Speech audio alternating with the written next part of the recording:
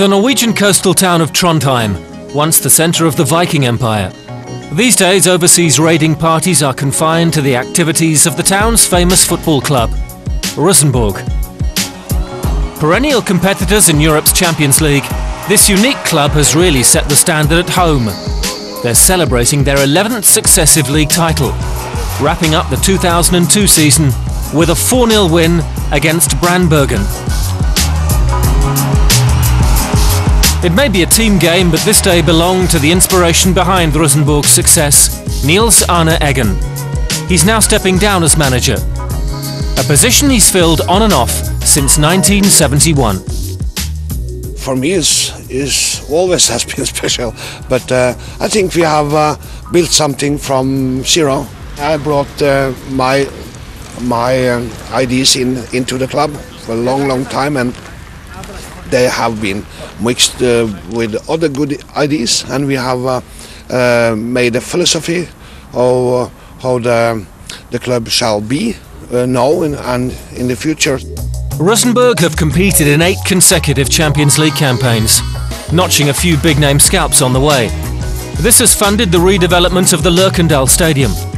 But Nils Arne Eggen's influence goes right to the core of the club's culture.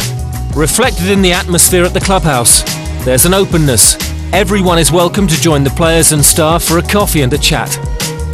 Players retain a close affinity to Rosenborg. Harald Brattbakk returned after a spell abroad to the club where he started out. The situation between the club and the fans and all the people around the club is very open. I think everyone feels welcome when they come to the club, and I think that's the way it should be here, because it's quite a small town, and if we're supposed to fill this stadium with maybe 15,000, 16,000 every time we play, we need to have a good relation with all the people around us. It's a mutually beneficial relationship. This town of just 140,000 represents the heartbeat of Norway's club game. Rosenborg attract the biggest crowds in the country. Eggen has been the catalyst for this success. After 8 years at the club, the current captain has plenty of first-hand experience of the coach's eccentric approach to the game.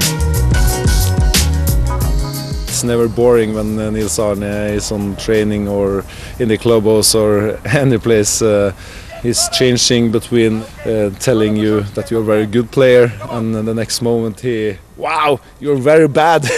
So it's up here and down there. Call it mind games. Eggen has no difficulty motivating his players, whether it's Real Madrid in the Champions League or a domestic league match. But the gap between Rosenborg and their Norwegian rivals has been narrowing by the year. We cannot expect to win by 15 points every year, so it's a close race this year, but I mean, for us it's important to know that a good domestic appearance in the league will give us a chance to qualify for the Champions League next year as well.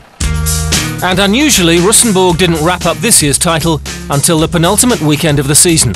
They travelled down the coast to the remote town of Sogndal, where, as is customary, they would provide their hosts with the biggest game of their season.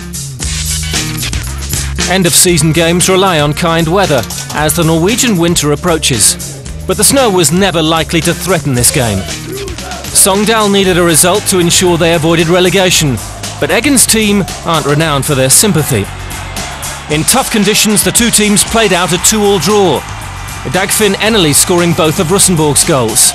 Rosenborg, in their green away colours, would have to wait until the following day to secure their 11th successive title.